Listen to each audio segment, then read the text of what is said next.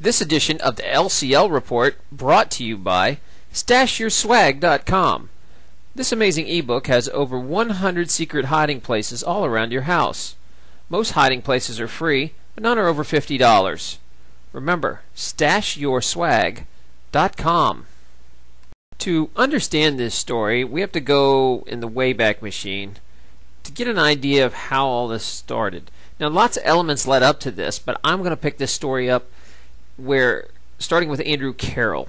Andrew Carroll is a liberty activist who surprisingly never uses drugs or does any pot, decided that the drug laws were unconstitutional and absurd, so he decided to protest it by going into a city square in New Hampshire and simply holding one leaf of marijuana. He let cops know he was going to do it before he did it, and he was promptly arrested. Carroll brings us to Dave Ridley. Dave Ridley is a reporter who wanted to film the Carroll proceedings.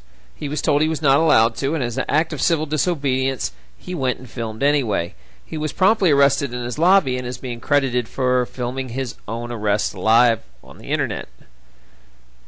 His act of civil disobedience and exercising his First Amendment rights brought in other supporters, which brings us around to the next group of people. So, a group of liberty activists then decided to support Dave Ridley at his arraignment. Well, before the arraignment really even got going, there was a reporter named Sam Dodson who was there from Obscure Truth Network, and he wanted to film the proceedings. He was stopped by police in the lobby, told he could not record, he did not comply, and was promptly arrested. The Keene police of New Hampshire then took Sam into a back room and supposedly was pretty rough with him. Bystanders heard Sam screaming and screaming and screaming. He was in pain, and they asked to seize Sam.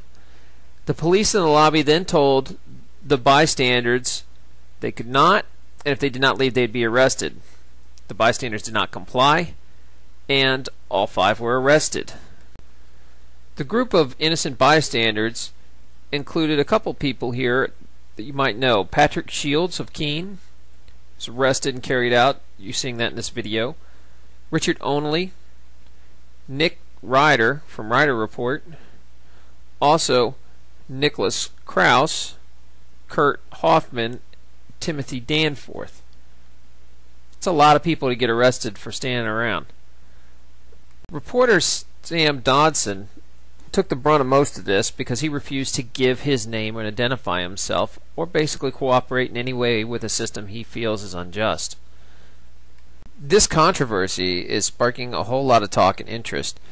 I'm going to go to Free Talk Live and let you listen to an exchange of clips that explains what happened, and you'll actually hear from Sam himself. And I love the way that this could be pushed all the way to the Supreme Court as far as the First Amendment goes.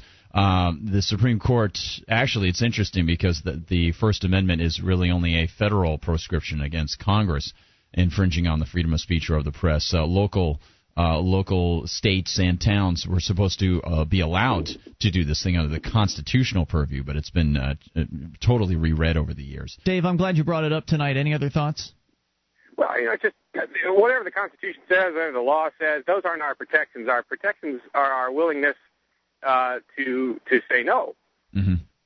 Absolutely, and more people are going to say no as time goes on, and I thank you, Dave, for being one of the first to do it and encouraging others to do so as well. And, of course, we're talking about this situation that is, it's not just a New Hampshire thing. I mean, this is happening all over the country. You try getting into your local courthouse with a video camera and see what happens.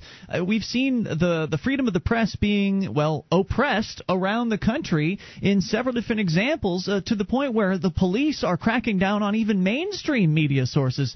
I mean, here in New Hampshire, we've seen some evidence of favoritism to where the district courts will favor the established media as opposed to somebody who's like a YouTuber YouTube media person like Dave at RidleyReport.com, where they'll let a newspaper photographer in, but they won't let me in, or they won't let somebody else who isn't as established in with video recording devices. So in this new day and age with YouTube and blogs and all that stuff, and people running legitimate media organizations completely on the internet. Some newspapers are going completely internet. There needs to be new provisions, and the court system, because it doesn't service the public in the manner that a free market thing would, simply has to be pushed. And I have to say that I want to be upset with the civil disobedience people that with this circumstance. I can't be. It seems like a brave thing. They have to push this. And I think you make a great point. I heard an interview a while back with someone from a newspaper, New York newspaper, and he was lamenting the fact that newspapers were all going to go under. He says, "Where are people going to get their information? The reporters aren't going to be out there." And this is exactly it. We need to see the government people open up to a new paradigm, which is not going to be based on the traditional news gathering sources. These are going to be individuals with particular interests in watching certain types of stories. They go out and cover those things specifically tailored to their kinds of interests, and they are their own editors, and you can rely on them or not rely on them based on how factual their reports are. So if you've got a blog, you're the news, as far as I'm concerned, and that's the way it should be, but they are resisting that change at every possible turn. Sam then called Free Talk Live with his one phone call from jail. Here's what happened. And essentially what he told me is that I had to process before they would do anything. That if I didn't give my full name, that I would be held indefinitely in jail. You have the right to remain silent. That means you have the right not to give your name, from what I can tell. You don't have any rights in New Hampshire unless you have the right to consent to the government, and then they'll decide what rights you get. That's true anywhere. But my question is, they would seem like they would have to have some kind of system in play for people that choose to remain silent. Are they not going to give you a trial? I mean, I want speedy trial. Let's go ahead and have a trial for my charges right now, and then I'll take the time for them and I'll do them under John Doe. I mean, you could do that, right? I asked the judge if this was on the record. He said it was, so that means this thing should have been recorded. I hope somebody gets the video, because the judge told me, I asked, am I to be held indefinitely? And he said, you will be held indefinitely until you give your name. So your right to a speedy trial, clearly your right to speedy trial is being overlooked because they are trying to put these impediments on there to break you, to make sure that you, yes, they're threatening to do this, to make sure that you conform to their rules. Exactly. Great. So I'm going to sit here. Hunger strike continues.